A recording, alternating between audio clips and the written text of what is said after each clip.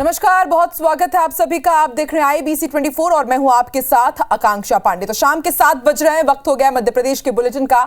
मध्य प्रदेश में आज क्या हुआ का, मध्य प्रदेश की हर खबर का पूरा अपडेट आपको मिलेगा इस बुलेटिन में। सबसे पहले देख लेते हैं मध्य प्रदेश की हेडलाइंस। विजयपुर में वोटिंग से पहले बवाल, आदिवासी बस्तियों में मारपीट में 6 लोग हुए घायल। कांग्रेस ने बीजेपी प्रत्याशी रामनिवास रावत पर वोटरों को धमकाने और मारपीट का लगाया आरोप, भाजपा ने किया पलटवार। मोहन कैबिनेट की बैठक में हुए कई अहम फैसले, मध्य प्रदेश के गांव में बनेंगे 3,50,000 पीएम आवास, एक मकान के लिए 1.5 लाख रुपए की मिलेगी सरकारी मदद। छतरपुर में किसानों ने कलेक्टर से घर जाकर मांगी खाद, कलेक्टर ने की व्यवस्था, दिलाई खाद। इधर टीकमगढ़ में खाद की किल्लत पर किसानों ने किया प्रदर्शन, सुबह से लाइन में लगने के बाद भी नहीं मिली खाद। छतरपुर में बेटे ने की पिता की हत्या, मनचाही लड़की से शादी न करने पर उतारा मौत के घाट, पुलिस ने आरोपी बेटे को किया गिरफ्तार। जबलपुर और बैतूल में नदी में डूबने से 4 बच्चों की मौत। जबलपुर के गाड़ा घाट गांव में डूबे थे 4 बच्चे, 2 को सुरक्षित बाहर निकाला, 2 की मौत। इधर बैतूल के मालवार गांव में नदी में डूबने से भाई बहन की दर्दनाक मौत। जबलपुर के शहपुरा के पेट्रोलियम डिपो में की जा रही है पेट्रोल डीजल की चोरी, टैंकर में पाइप डालकर कर रहे हैं चोरी, चोरी का वीडियो आया सामने।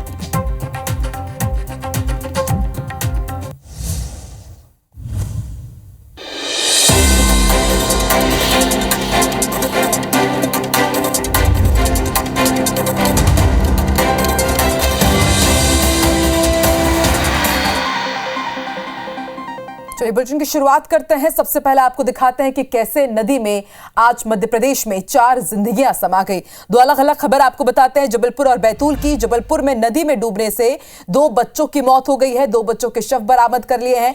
घाट से कुछ दूर दोनों के शव बरामद किए। दरअसल बताया जा रहा है कि नहाने के दौरान ये दर्दनाक हादसा हुआ।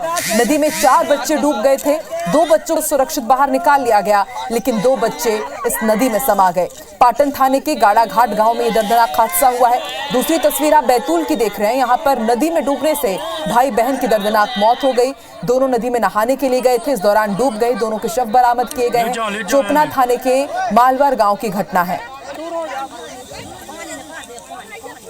पानी निकाल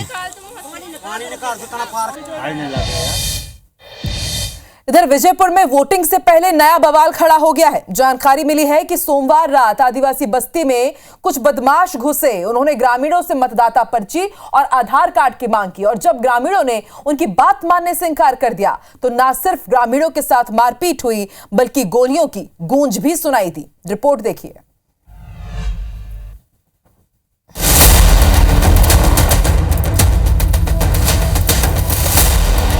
श्योपुर की विजयपुर विधानसभा सीट पर बुधवार को उपचुनाव की वोटिंग होनी है। वोटिंग से ऐन पहले आदिवासी बस्तियों में मारपीट और फायरिंग ने बवाल खड़ा कर दिया है। इन घटनाओं में 6 लोग घायल हुए हैं। घटना की जानकारी मिलते ही भारी संख्या में पुलिस बल मौके पर पहुंचा और धनायचा गांव में हुई घटना के 2 घायलों को जिला अस्पताल श्योपुर में भर्ती कराया गया। पुलिस ने एक आरोपी को गिरफ्तार कर लिया है।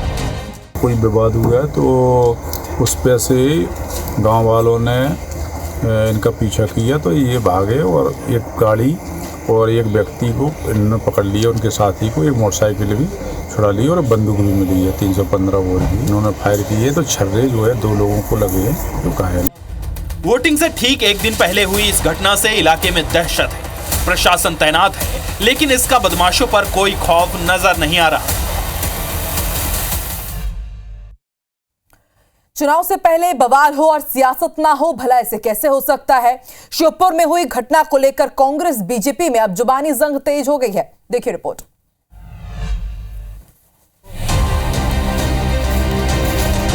उपचुनाव की वोटिंग से पहले ही गोलियों की गूंज ने सियासी आग में घी का काम किया।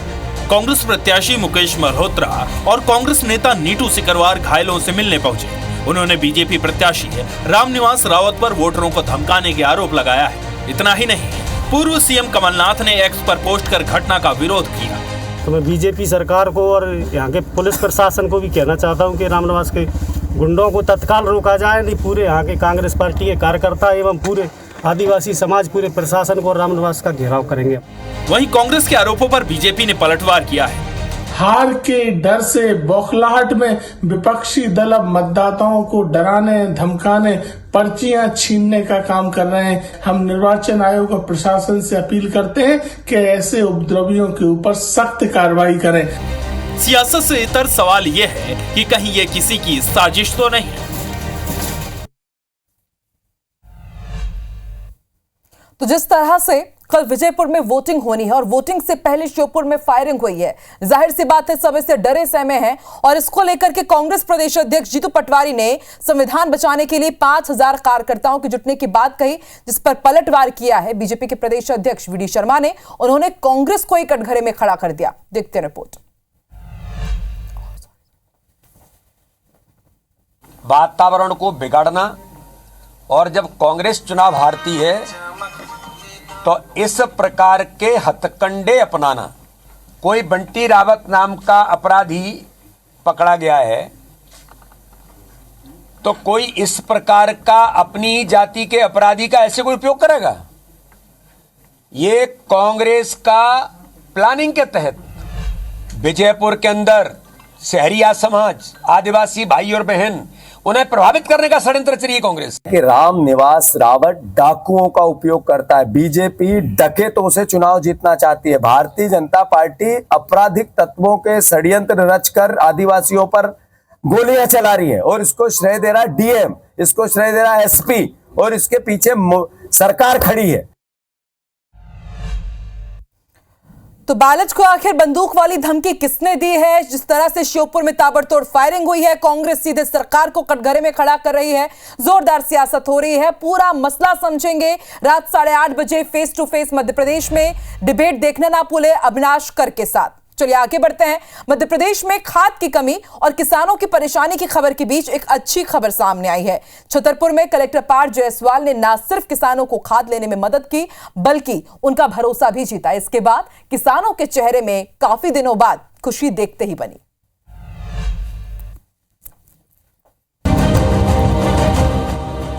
छतरपुर में डीएपी खाद न मिल पाने से परेशान किसानों के चेहरे पर कलेक्टर ने खुशी ला दी है। खाद न मिलने पर किसान बीती रात कलेक्टर के घर पहुंचे और परेशानी बताई। कलेक्टर ने मुश्किल को समझते हुए कई प्रशासनिक टीमों को खाद वितरण केंद्रों पर लगाया और किसानों को डीएपी खाद दिलाने में मदद की, जिसके बाद किसान बेहद खुश और विश्वास से भरे नजर आए। हाँ, आज आके मिल पाई। 2 दिन से परेशान थे और अभी आगे सुबह से लगे लाने में, लेकिन अभी तक मिल पाई। अभी कल कलेक्टर साहब के यहाँ गए थे तो उनने खाद दिलवाया, आज खाद मिला है यहाँ पे।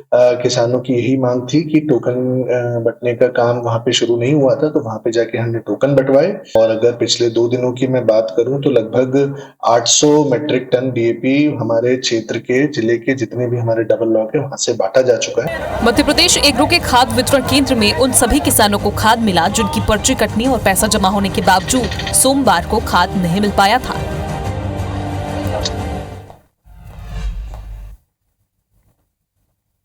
और अब बात कल होने वाले विधानसभा उपचुनाव की। विजयपुर और बुधनी में सियासत के धुरंधरों की परीक्षा है। आपको ग्राफिक्स के जरिए बताते हैं कि आखिर बुधनी और विजयपुर का समीकरण क्या कह रहा है। सबसे पहले बुधनी विधानसभा की यदि बात की जाए तो इस पूरे विधानसभा में कल मतदान होना है। कुल 363 मतदान केंद्र बनाए गए हैं। 2,76,397 यानी कि करीब 3.25 लाख मतदाता कल वोट डालेंगे।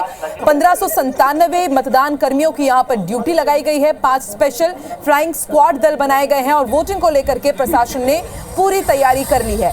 अब आपको जानकारी दे देते हैं विजयपुर विधानसभा की भी। विजयपुर विधानसभा में भी कल मतदान होना है। सुबह 7 बजे से वोटिंग शुरू हो जाएगी, शाम 6 बजे तक चलेगी। 327 मतदान केंद्रों में मतदान होना है। वोटिंग के लिए सुरक्षा के कड़े इंतजाम किए गए हैं। 2000 पुलिस सुरक्षा में यहाँ पर तैनात है पुलिसकर्मी। वोटिंग को लेकर के प्रशासन ने विजयपुर में भी तैयारी पूरी कर ली है। और विजयपुर की यदि बात की जाए तो यहाँ का संग्राम बेहद दिलचस्प है। रामनिवास रावत वर्सेस मुकेश मल्होत्रा। मुकेश मल्होत्रा वो जो इससे पहले निर्दलीय रूप में रामनिवास रावत को चुनौती देते आए हैं, लेकिन इस बार वो कांग्रेस के साथ है क्योंकि कांग्रेस का साथ छोड़कर रामनिवास रावत अब भाजपा का हाथ थाम चुके हैं। तो ऐसे में वन मंत्री बने रहने के लिए ये चुनाव जीतना रामनिवास रावत के लिए बहुत ज्यादा जरूरी हो जाता है। और कल जो भी दावे किए गए हैं, वादे किए गए हैं, उस पर कल जनता मुहर किस पर लगाती है ये देखना दिलचस्प होगा। और फिर 23 नवंबर को बुधनी और साथ ही साथ विजयपुर के भी रिजल्ट्स हमारे सामने होंगे।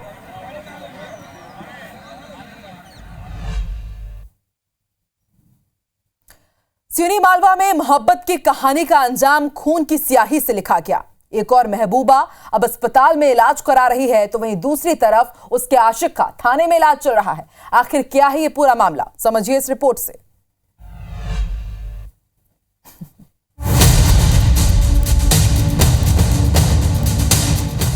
मध्य प्रदेश के सिवनी मालवा में एक आशिक ने अपने महबूब को गोली मार दी। गंभीर रूप से घायल युवती का जिला अस्पताल में इलाज जारी है। घटना की जानकारी मिलते ही थाना प्रभारी अनूप उइके पुलिस बल के साथ अस्पताल पहुंचे, जहां उन्होंने युवती का बयान लिया। मामले की गंभीरता को समझते हुए पुलिस ने तुरंत एक्शन लिया और आरोपी को गिरफ्तार कर लिया। आरोपी नमन रायगवार द्वारा कट्टे से उस युवती पे फायर किया गया, जो उसके बाएं हाथ पे लगा और फायर करके ये लोग भागे। उनको घेराबंदी करके इटारसी में पकड़ा है और जिन्होंने अपना अपराध स्वीकार किया है और उनको पकड़ के थाने लाया जा रहा है और आगे कार्रवाई की जा रही है। फिलहाल घायल युवती का जिला अस्पताल में इलाज जारी है, जहां उसकी हालत स्थिर बताई जा रही है।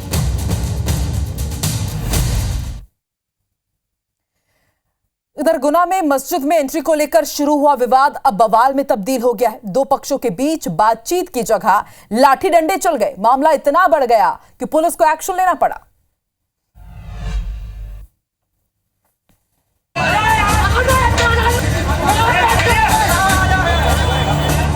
गुना के फतेहगढ़ थाना क्षेत्र में मस्जिद में बाहरी लोगों की आवाजाही को लेकर दो पक्ष आपस में भिड़ गए। दोनों पक्षों के बीच खुलेआम जमकर लाठी डंडे चले। एक ही समुदाय के दोनों पक्ष एक दूसरे पर बाहरी लोगों को मस्जिद में एंट्री कराने का आरोप लगा रहे हैं। दोनों पक्षों के बीच घंटों तक मारपीट होती रही, लेकिन बीच बचाव के लिए कोई नहीं आया और न ही पुलिस मौके पर पहुंची। इस संबंध में दोनों तरफ से क्रॉस प्रकरण पंजीबद्ध कर विवेचना की जा रही है और उसमें जैसे भी तथ्य आएंगे मेडिकल रिपोर्ट के आधार पर धारा बढ़ाना होगी तो वो बढ़ाई जाएगी।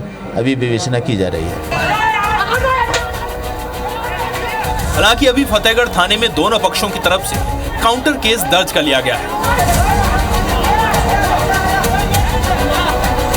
फिलहाल पुलिस मामले की जांच में जुटी है।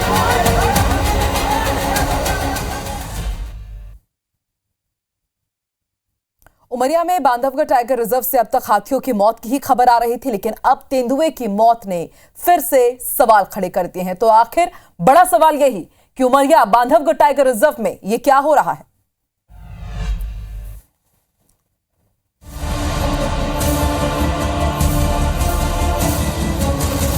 उमरिया के बांधवगढ़ टाइगर रिजर्व में 11 हाथियों की मौत के बाद अब तेंदुए की मौत ने बवाल खड़ा कर दिया है। बीते 3 दिनों में 9 लोगों को घायल करने वाले 2.5 साल के तेंदुए की मुकुंदपुर टाइगर सफारी में उपचार के दौरान मौत हो गई। अब बीएम रिपोर्ट से ही मौत का खुलासा होगा।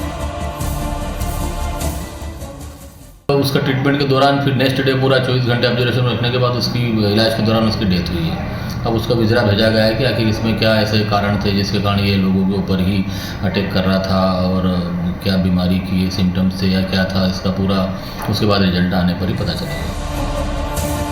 मानपुर वन परिक्षेत्र कुदरी के हिरौली में तेंदुए का सफल रेस्क्यू कर मुकुंदपुर व्हाइट टाइगर भेजा गया था, क्योंकि आदमखोर तेंदुआ बीमार था और कुछ भी नहीं खा रहा था। हाथी की मौत के बाद ये खबर सुर्खियों में है।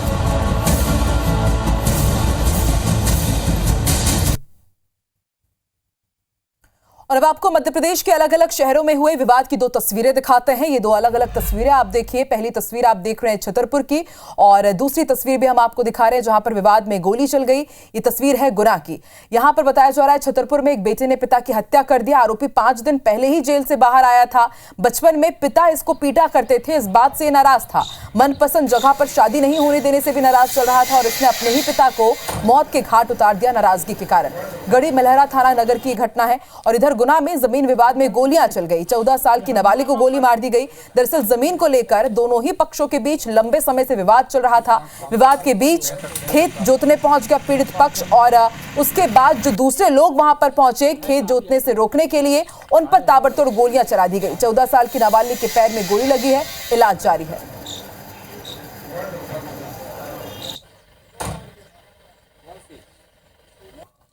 तो 2 तस्वीरें आपको दिखा रहे हैं, कहीं पर कत्ल हो गया तो कहीं पर फायरिंग हुई है। विवाद की 2 तस्वीर आपकी टीवी स्क्रीन पर।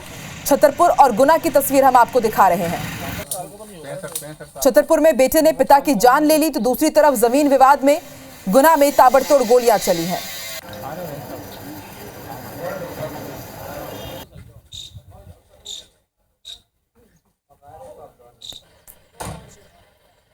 तो विवाद की दो तस्वीर आपको दिखा रहे हैं। आए दिन इस तरह की तस्वीरें मध्य प्रदेश में सुर्खियां बना रही हैं। कहीं पर कत्ल हो रहा है तो कहीं पर फायरिंग हो रही है। कहना गलत नहीं होगा कि जमीन और छोटी छोटी बातों में आजकल इस तरह मध्य प्रदेश में अपराध हो रहे हैं।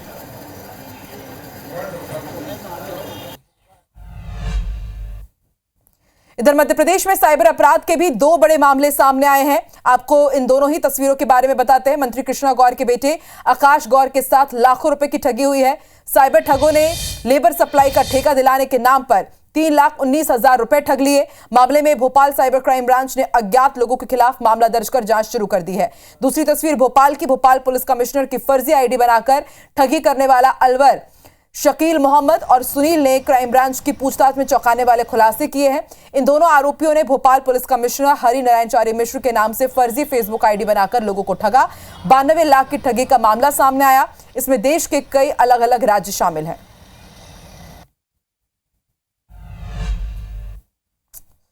महिंद्रा कंपनी में लेबर सप्लाई करने के बहाने ये जो आरोपी गण हैं इनके द्वारा कुछ पैसे ऐंठे गए थे। इसने साइबर क्राइम भोपाल की डीएसपी क्राइम की फर्जी आईडी बना करके बैंक को मेल किया अपना खाता अनहोल्ड करने के लिए। तो हमें शक होने पे ये मैटर सामने आया। इसके बाद इसमें कार्रवाई हमारी साइबर टीम ने की। मैं हमारे कमिश्नर सर के नाम पे एक फ्रॉड फेसबुक आईडी बनाई गई थी। इसमें 2 लोग हैं जिसमें हमारी साइबर टीम ने कार्रवाई करी है और अलवर राजस्थान से इनको अरेस्ट किया है। इसमें कई फेक अकाउंट्स और मोबाइल नंबर्स भी यूज किए गए थे जो कि अंडर इन्वेस्टिगेशन। तो मध्य प्रदेश में आपने देखा किस तरह से साइबर फ्रॉड बढ़ रहा है। साइबर अरेस्ट को रोकने के लिए आज सीएम डॉक्टर मोहन यादव ने अधिकारियों के साथ बैठक कर चर्चा की और जानकारी के मुताबिक हर शहर में साइबर थाना खोलने को लेकर अब विचार किया जा रहा है। और क्या कुछ फैसले लिए गए, देखिए।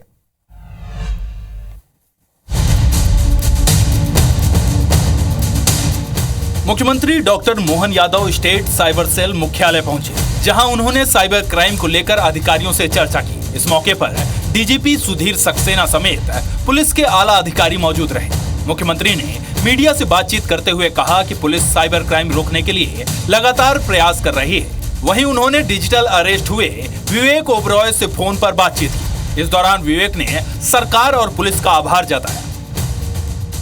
मुझे इस बात को कहते हुए गर्व है कि ऐसे हमारे पुलिस अफसरों ने और मध्य प्रदेश पुलिस ने बड़ा काम किया। जब उनको डांट डपट करके उनसे उनका परिचय मांगा और जब उनको लगा कि असली पुलिस है तो वो भागे और उन्होंने अपने आप को उस वीडियो कॉलिंग से बाहर कर लिया।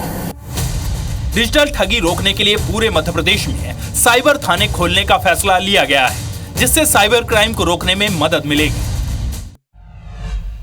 भोपाल में मोहन कैबिनेट की बैठक में कई फैसलों पर मुहर लगी। मुख्य सचिव की अध्यक्षता में साल 2047 में मध्य प्रदेश कैसा होगा, इसके लिए कमेटी का गठन कर दिया गया है। सीएम डॉक्टर मोहन यादव ने सभी मंत्रियों को बाकायदा निर्देश भी दे दिए हैं कि विजन डॉक्यूमेंट को बेहतर तरीके से तैयार किया जाए।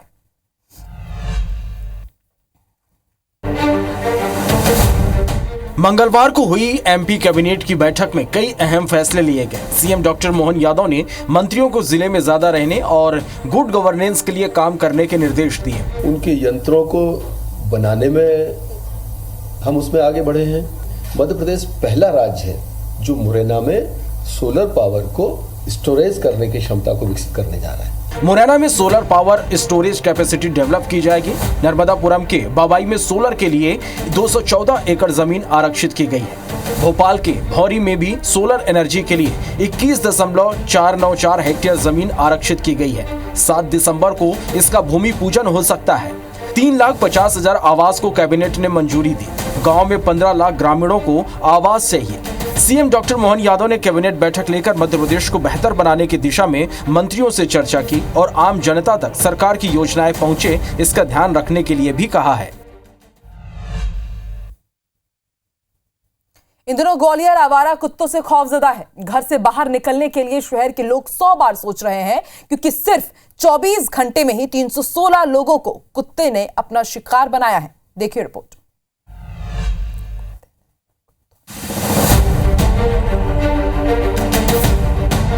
ग्वालियर में अपराधियों से ज्यादा स्ट्रीट डॉग की दहशत है। आलम यह है कि बीते 24 घंटे में 316 लोगों को स्ट्रीट डॉग ने अपना शिकार बनाया है। शहर हो, गांव हो, बाजार हो या फिर गलियां, हर जगह स्ट्रीट डॉग का आतंक है।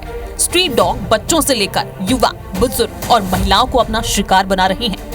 बहुत ज्यादा भय लगने लगा है। संडे को शाम को इवनिंग 8 बजे का टाइम होगा, मार्केट में कुछ सामान ले रहे थे, अचानक से डॉग आ गई तो पैर को काट लिया। मौसम के अकॉर्डिंग डॉग बढ़ जाते हैं, गर्मियों में ज़्यादा आते हैं, सर्दियों में भी आते हैं, पर डे 100 तो हो ही जाता है। हॉस्पिटल से भी जो चर्चा हुई है उसमें कुछ डॉग बाइटिंग के केसेस आ रहे हैं और हमारे द्वारा लगातार 20 ऑपरेशन की कैपेसिटी है वहाँ पर ABC सेंटर में।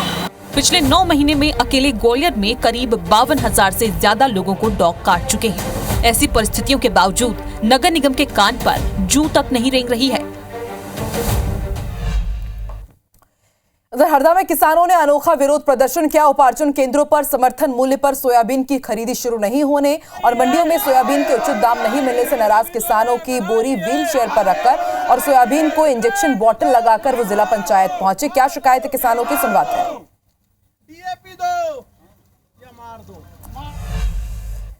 इधर हटा में प्रशासन के जब्त करने के बाद ट्रैक्टर छूटने पर मालिक उसे डीजे बजाकर घर तक ले गया। इस दौरान जमकर लोग झूमते नजर आए। जिसने भी ये नजारा देखा अचरज था। दरअसल करीब 8 महीने पहले भगवान दास नामक शख्स का ट्रैक्टर अवैध पत्थर परिवहन करते हुए पन्ना टाइगर रिजर्व मड़ियादो वन परिक्षेत्र में पकड़ा गया था और जब इसे छुड़वाया गया तो देखिए किस तरह से डीजे की धुन में इसका स्वागत किया गया। आपने अक्सर इंसानों का इलाज होते और उनके ऑपरेशन की तस्वीर देखी होगी। आज हम आपको सांप की सर्जरी की तस्वीर दिखा रहे हैं। यह तस्वीर नर्मदापुरम से सामने आई है जहां कुलामड़ी गांव में एक घायल सांप की सर्जरी की गई। खेत जाते समय ग्रामीणों को यह घायल सांप दिखा। सर्प मित्रों की मदद से इसे पशु चिकित्सा केंद्र पहुंचाया गया जहां वेटनरी डॉक्टर ने सांप की आधा घंटे तक सर्जरी की और 9 टाके लगाए और फिर उसकी जान बचाई। पूरी तरह ठीक होते ही इस सांप को जंगल में छोड़ दिया जाएगा।